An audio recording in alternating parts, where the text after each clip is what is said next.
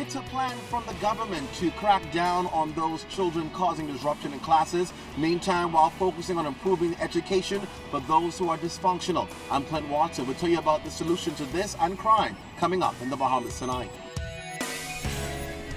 False layoffs, job losses at a resort may have been a stretch.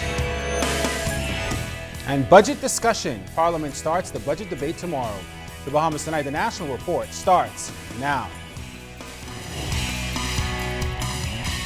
Now in HD.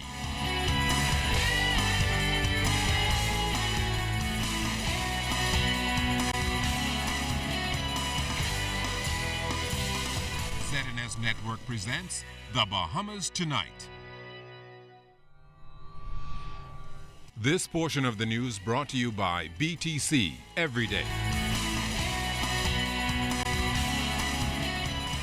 Government committed to ensuring that every child counts and none be left behind. Good evening, everyone. I'm Charisma Robinson. And I'm Chris Saunders. Thank you so much for joining us tonight. It's expected to be revolutionary, a solution to the challenges facing a number of young people who end up being pushed through the school system without being able to function.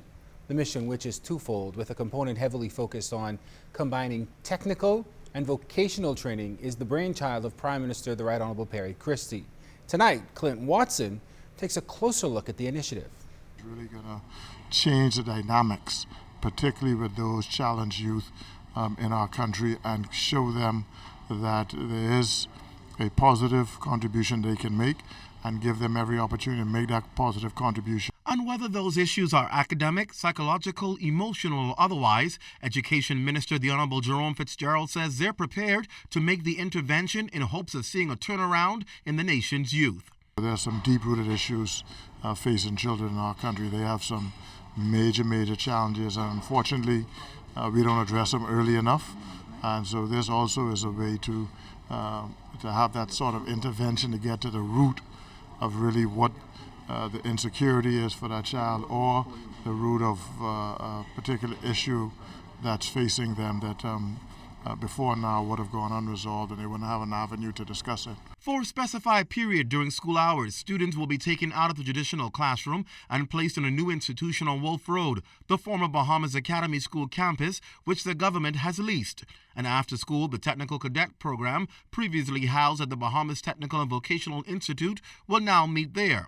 We're going to make sure that we equip this location so that during the day we can use it to make sure we have sufficient technical programs going on for these young people in the schools.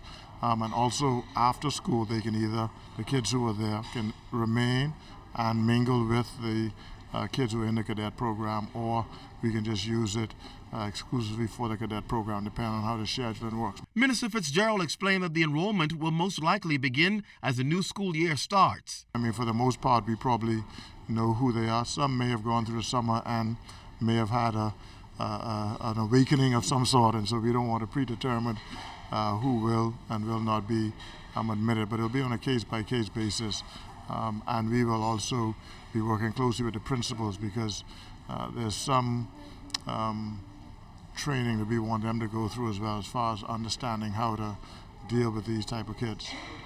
Now, presently on the compound, there are some 3 outreach or church ministries using the facilities. They expect to be in talks with government going forward. Meantime, the government expects to begin construction and, of course, renovation soon to have this facility up and running by the new school year.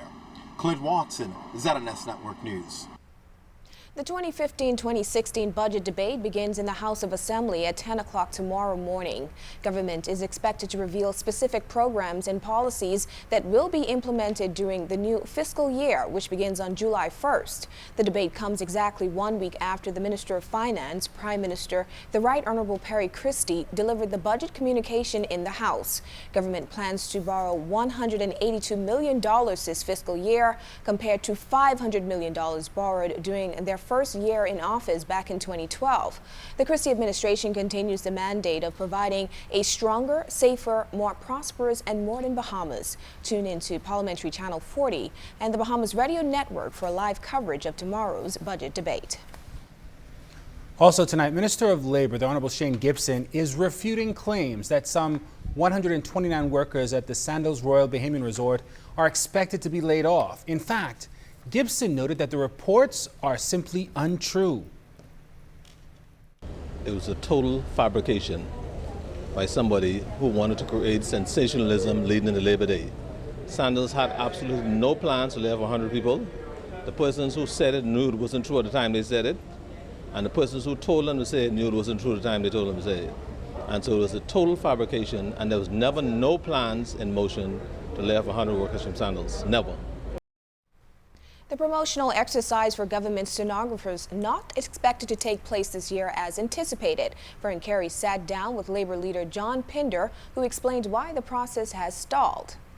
Some 22 government-hired stenographers who have been waiting for over a decade to receive promotions will have to wait a bit longer for that to happen.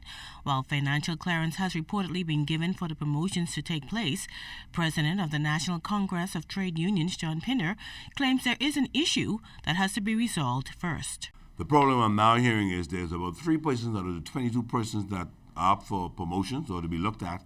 Those will be the permanent court reporters.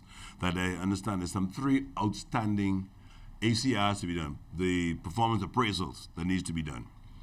As a result of that, I'm now hearing that they will not be able to be promoted in this year's budget. They have to now wait for next year's budget, or next fiscal year budget, which is in July. Now, there's no guarantee the first month of that fiscal year anything happens. The promotional exercise is expected to address the lack of benefits and sharp disparities in pay and seniority between government stenographers and privately contracted stenographers. Pinder expressed disappointment at the delay. It appears as though everybody's dragging their feet on this. This isn't of no importance to the persons that ought to be given this some attention, simply because I know the persons who have to make a decision on these court reporters, their salaries are not on par with the court reporters. But they will not look at the fact that the court reporters are a scarcity group of people in the public service, okay? Very few people want to do court reporting. As a result of that, the people who are there needs to be rewarded in order for us to keep them in the public service. Because regarding criticism that stenographers deliver transcripts late, thereby contributing to the backlog of cases, Pinder stressed that they are not to blame. We discovered that there was a lack of equipment, and in some cases some malfunctioning equipments. The last meeting I had, I've been advised that for months a particular piece of equipment needs to be purchased. But these persons, they have to go to court every day. There's a lack of time given to them for them to submit their reports, to go and put it in the system. They used to have a little extra time away from court to do that. They're now being advised that they must wait 9 to 5. They're being overtime paid, and there's a lot of stress and demands being placed on the court reporters. Fern Carey, ZNS Network News. Coming up in the Bahamas tonight, Bahamas National Trust officials have some cleanup work to do after vandals attack. Find out where. This portion of the news is brought to you by the new Shell & Letty, designed for extra miles.